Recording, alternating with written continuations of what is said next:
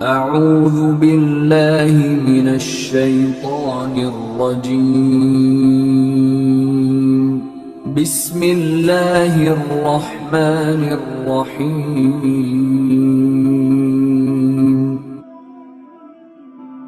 ایک سوال جو ہے وہ نماز میں قاعدہ اولیٰ کے حوالے سے ہے، تھوڑا مشکل بھی ہے اور اس میں اکثر خطا بھی ہو جاتی ہے، تو یہ سوال میں نے چاہا کہ اس دفعہ یہ شامل کر لیا جائے اور تسلی بخش اس کا جواب بھی عرض کر دیا جائے۔ سوال یوں ہے کہ اگر امام صاحب کے متعلق ہے، امام صاحب 2 رکعت پڑھانے کے بعد بغیر تشہد تیسری رکعت کے لیے کھڑے ہو جاتے ہیں اور مقتدی لقمہ دینے پر تشہد کی طرف مقتدی کے لقمہ دینے کی وجہ سے امام صاحب واپس لوٹ آتے ہیں، تو کیا سجدہ صاحب لازم ہوگا یا نہیں ہوگا؟ آیا لوٹنا بھی اس کا درست ہے یا نہیں؟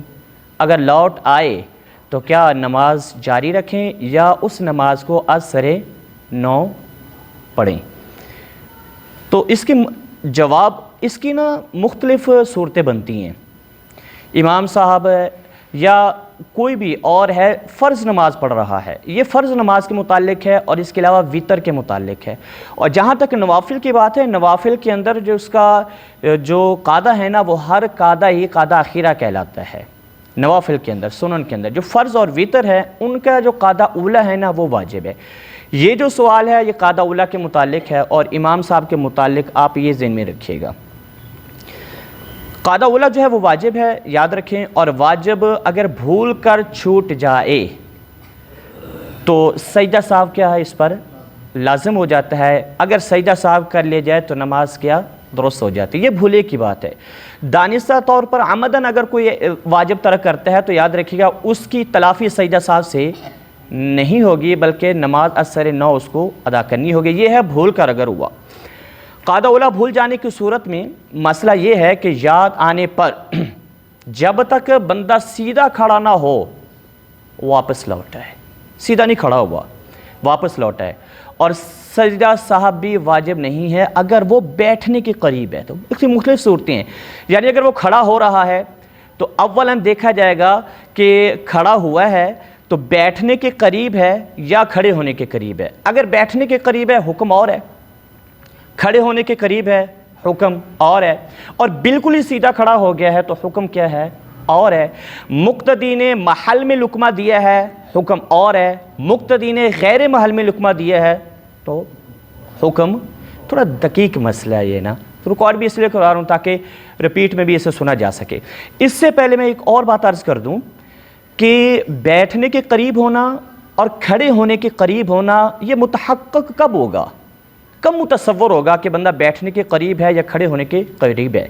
تو اس کا حل میرے اعلیٰ حضرت امام اہل سنت مجدد دین و ملت الشاہ امام احمد رضا خان فاضل بریلوی رحمۃ اللہ تعالی علیہ آپ نے ارشاد فرمایا، آپ نے فرمایا بندہ بیٹھنے کے قریب اس وقت جانا جائے گا کہ جب اس کا نچلے کا دھڑ ابھی تک سیدھا نہ ہوا ہو، اس میں خم ہو، نچلے کے دھڑ میں تو ظاہر اوپر والے دھڑ میں تو خم ہوگا ہی ہوگا، وہ تو سیدھا نہیں ہوگا، نچلے کے دھڑ میں یعنی کہ کمر سے نیچے اگر وہ والا دھڑ بالکل سیدھا نہیں ہوا بلکہ اس میں خم ہے تو اس کو بیٹھنے کے قریب تصور کیا جائے گا، یہ بیٹھنے کے قریب ہوتا ہے۔ کھڑے ہونے کے قریب کیا ہے؟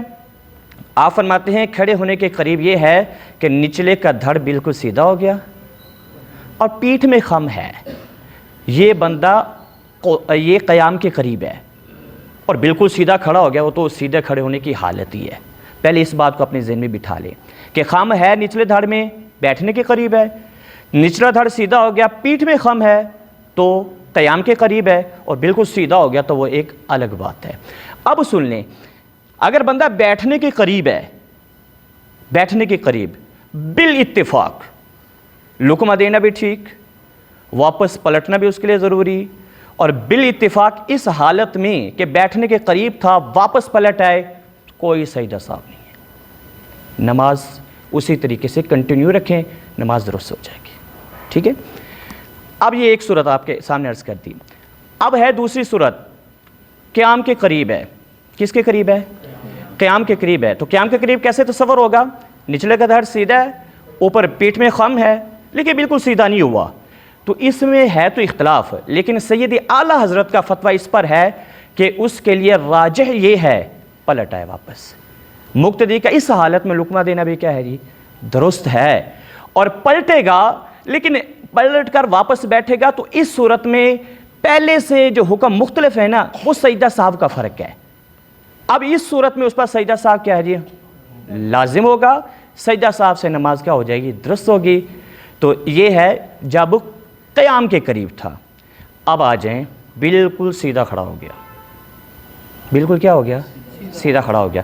اس میں دو قول ہیں، اس میں ہے ایک علامہ علاء الدین حسکفی رحمۃ اللہ تعالیٰ علیہ، ایک سید اعلیٰ حضرت کا، یہ بھی، اور آپ نے بھی در مختار ورد المختار کے حوالے سے اس کو ذکر فرمایا ہے۔ تو وہ تو فرماتے ہیں کہ بالکل سیدھا کھڑا ہو گیا، اگرچہ خود ہی واپس لوٹا، خود واپس لوٹا، تو اس کی نماز فاسد ہو جائے گی۔ علامہ علاء الدین حسکفی رحمۃ اللہ تعالیٰ علیہ کی نماز فاسد ہو جائے گی، اثر نو اس کو نماز دوبارہ پڑھنی ہوگی۔ لیکن سید اعلیٰ حضرت امام اہل سنت امام احمد رضا خان فاضل بریلوی رحمۃ اللہ تعالیٰ علیہ فرماتے ہیں سیدھا کھڑا ہونے کے بعد واپس نہ جائے، واپس نہ جائے، بیٹھے نہیں، اگر بیٹھ جائے ضروری ہے دوبارہ سے فوراً کھڑا ہو جائے۔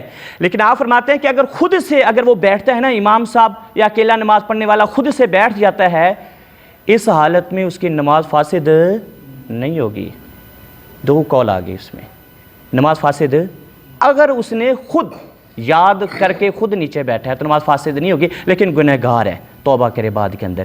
سجدہ صاحب اس حالت میں بھی کیا ہوگا، لازم ہوگا، اور نماز کو سجدہ صاحب کے ذریعے سے کمپلیٹ کر دے گا۔ لیکن ایک دوسری صورت ہے جس میں سب کے نزدیک بالاتفاق نماز فاسد ہو جائے گی، آخری صورت میں عرض کر رہا ہوں، وہ کیا ہے؟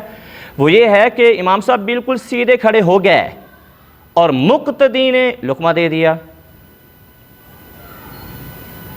یاد رکھیے گا، مقتدی نے کیا کر دیا، لقمہ دے دیا۔